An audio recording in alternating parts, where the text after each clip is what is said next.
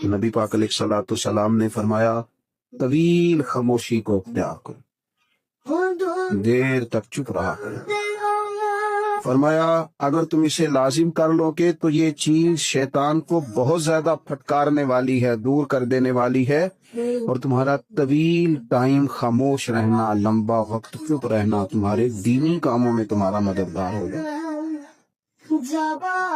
حضرت ابو ذر غفاری رضی اللہ تعالیٰ عنہ نے عرض کی یا رسول اللہ کچھ اور فرمائیے،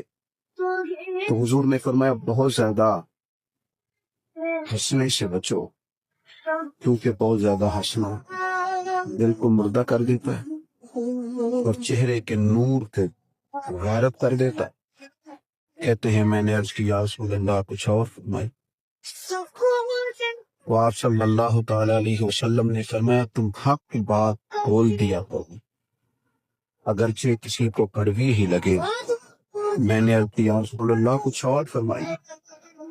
تو حضور فرمانے لگے اللہ تعالیٰ کے معاملے میں کسی ملامت کرنے والے کی پرواہ نہ کریں، رب کی رضا کا گویا کام کرتے رہنا، اور اگر تمہیں کوئی برا کہے، تم پر کوئی تنقید کرے، اس کی پرواہ نہ کرنا۔ میں نے عرض کی یا رسول اللہ کچھ اور فرمائیے،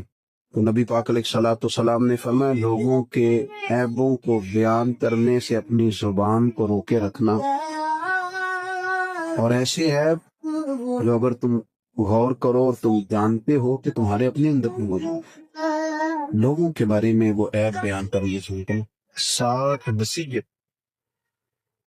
اللہ کے محبوب علیہ السلام نے سیدنا ابو ذر غفاری کو عطا فرمائی۔ دین و دنیا کی ساری حکمتیں، علم و معرفت کے سارے پھول محبوب پاک علیہ السلام کی ان 7 حکمتوں میں پوشیدہ۔ اگر ساری دنیا کی دانائیوں کو کھنگالا جائے، ٹٹولا جائے، اور بندہ مومن اپنی روحانی تربیت کے لیے اور راہ سلوک پر چلنے والے سالکین طریقت اپنی باطنی ترقی کے لیے ان 7 باتوں پر عمل کریں